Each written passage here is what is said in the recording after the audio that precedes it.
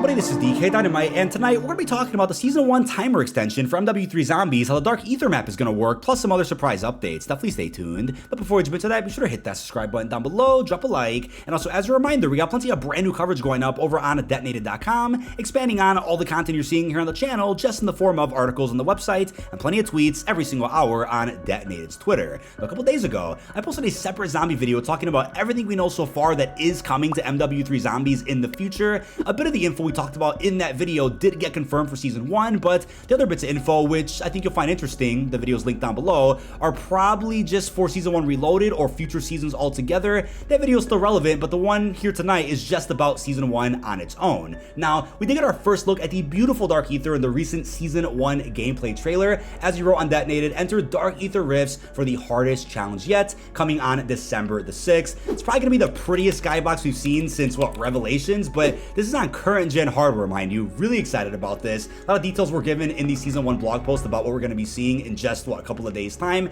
Got a beautiful screenshot here of the Dark Aether. I believe that's our Bagra fortress in the background. We'll talk more about that in a couple of minutes. Also, feel free to refer to timestamps down below. You can see a nice new camo there. We got the Mimic, got a Disciple, Hellhound. Somebody's gone down here, as you can see. They mentioned a new story act. A massive gateway has appeared in the exclusion zone. Investigate the area and engage in new end game content. Enter Dark Aether Rifts, a new labyrinth-like experience challenging squads to complete a series of objectives in the given time. Find seagulls to unlock the Dark Aether Rifts and earn rewards on completion. New wonder weapon, Warlord, and more. Wield the VR11 wonder weapon, yes, from Call of the Dead. Discover new schematics and prepare to infiltrate the fortress of the Warlord Dokkaebi. What's funny about the recent trailer we got for Season 1 is that the zombies portion doesn't really show anything new. It's actually just a compilation of the act missions that are already live right now, but after the Warzone bit in the trailer, they do give us some beautiful footage of the Dark Aether Rifts we're going to be seeing in the next couple of days. We have quite a bit more to get through. Definitely don't go anywhere, but just a quick word from today's sponsor.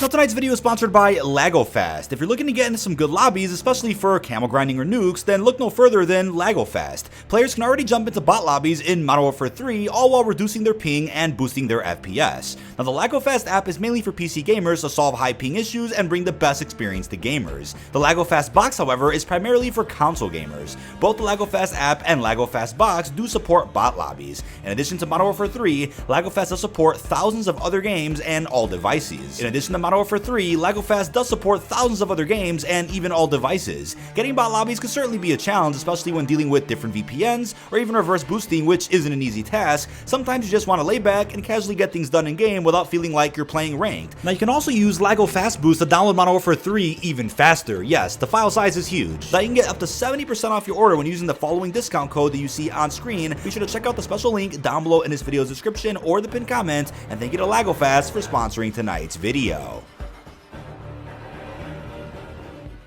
Alright, so the first thing I want to mention is in regards to where you're actually at inside of the Dark Aether. So you're going to go through the rift, we'll talk about that in a second, inside Urzikstan, but it looks like it takes you to Al Bagra Fortress from Al Mazrah. So the area has been changed significantly according to the images and the footage that is currently available for Season 1. Obviously, it got zombified, there's a new skybox, and even more. I'm excited to see how they handle this, right? And it's kind of funny because Al Bagra Fortress was a very short-lived resurgence experience. I just thought it was pretty cool if you got the right lobby, but obviously incredibly sweaty. It was the most short-lived Warzone map we've ever seen. Obviously, you can still go to Al Bagra if you could play Al Mazrah right now, either in DMZ or BR before it gets removed and cycled out for Urzikstan, but they're just reusing that environment, which I have no issue with because I'd rather them do that and then put the resources that they could have spent making a whole new map, put that elsewhere, either for future MW3 updates or for Black Ops 2024 zombies. It doesn't bother me at all, but I'm sure it'll be a little controversial, as you probably see in the replies of this tweet here. But then moving on to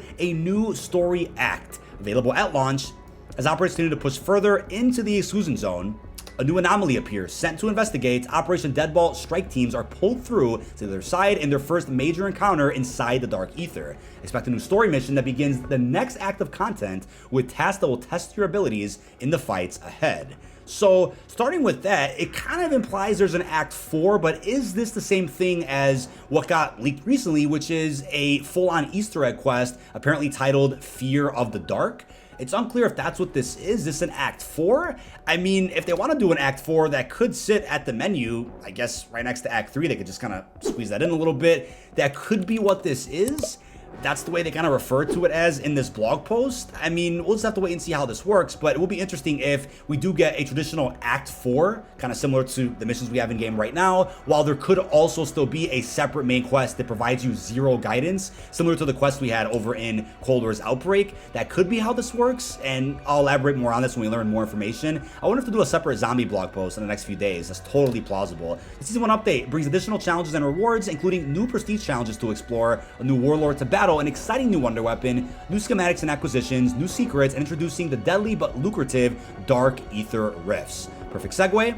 Enter the Rift, of course, on launch. Dark Aether Rifts bring rewards to those who brave their challenges. These otherworldly labyrinths are located inside the Dark Aether, where players and their squad have 30 minutes to complete a series of increasingly chaotic objectives to earn exceptional rewards. Find seagulls to unlock Dark Aether Rift and face a new level of challenge. So I wonder how long it'll take to find these seagulls around Urzikstan, and then that'll allow you to go into the Rift, because it might take you a hot minute to actually get into a Dark Aether Rift. So obviously you have, what, 40 minutes before the Dark Aether Storm starts collapsing in, and then another like 15-20 minutes before you have to actually exfil because you'll die from gas, but 30 extra minutes. So if you guys out there want to play the longest game possible of Modern Warfare 3 Zombies, you can. Stay in Urzikstan as long as you can, find those seagulls, then jump right into Dark Aether Rifts. So I believe this will work like B21 or Kochai Complex, where once you're in this new area, you'll exfil or end your game from the Dark Aether, right? You can't go back to Urzikstan after you go ahead and play through the Dark Aether. Got a nice look at somebody walking through one of the rifts, which is in Urzikstan. Sounds pretty damn cool. It's going to be a whole new area and a total of 90 minutes essentially if you stay in Urzikstan for a long period of time. So that's exciting stuff. It's good to know that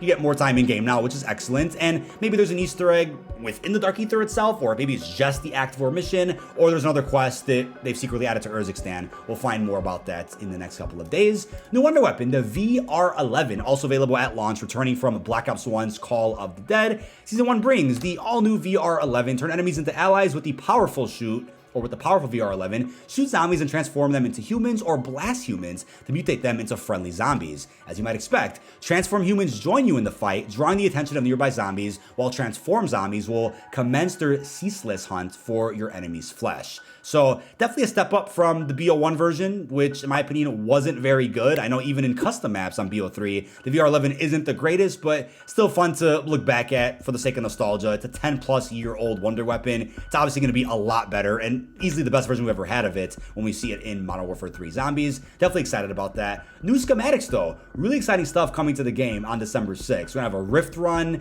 obviously the VR11, Warlord Dokkaebi, we'll talk about that in a second, Dogbone schematic, golden armor plate, and the Aether blade. I know some of these things did get leaked out just a couple of days ago, but this is great for replayability, right? If you guys want to go ahead and just have more to craft, more to find, more to stash in your rucksack, and more things you can get schematics for so you can permanently spawn in with them, obviously with a cooldown timer, of course. But what's cool here is a golden armor plate, replacing your current armor carrier and repairs over time while does help you deal additional damage. That's really damn sweet. Loving the icon for that as well with the bunny on it. So as they mentioned though, for the Dogbone, consume the Dogbone to summon the strongest friendly Hellhound companion. The pet Hellhound will follow you and attack nearby threats until its health runs out. The Season 1 item can help take off the heat when it's really needed. So I guess kind of an expansion to the friendly Hellhound you can already summon via the dog houses if you guys find pieces of flesh around the environment. That's pretty damn sweet. The Aether blade though, can't forget about that. A special throwing knife with infinite ammo and a boomerang-like combat style. After striking an enemy, the Aether blade locates the next nearest enemy to hit before returning to its operator.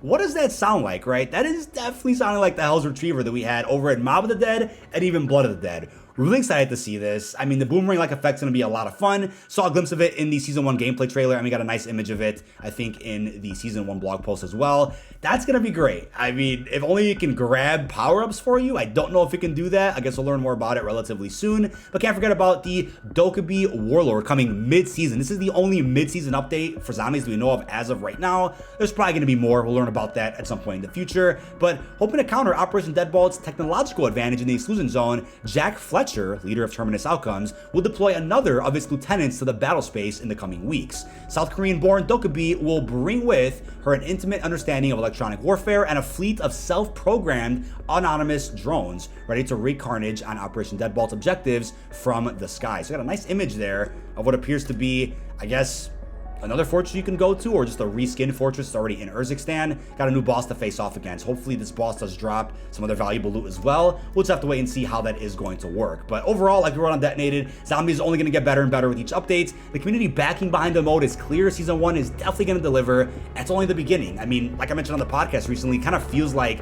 Zombies has already gotten multiple seasons worth of content with the act missions, the side objectives, and other healthy updates that we didn't have in Outbreak or DMZ or had to wait many months for. So Season 1's adding a F-ton of content, and there's only more coming with future seasons of Modern Warfare 3. But that is about it. This has been dkdynamite. Leave our thoughts down below in the comment section. How are you feeling about the Season 1 update for Modern Warfare 3 Zombies? There's quite a bit to look forward to for every single mode as depicted here on the roadmap, but when it comes to Zombies, quite a bit to look forward to narratively and gameplay-wise. Stuff that we definitely didn't expect, some stuff that leaked out previously, and there's probably going to be even more surprises that we just haven't even expected yet, right? Can't wait to jump into all this content this upcoming Wednesday. Feeling a lot better, was a bit under the weather over the last couple of days, but you guys are in for a treat when it comes to content this upcoming week. Got plenty of videos, streams, shorts, and plenty of detonated coverage covering everything you need to know about Season 1. Really hope you've enjoyed, and peace out, everybody.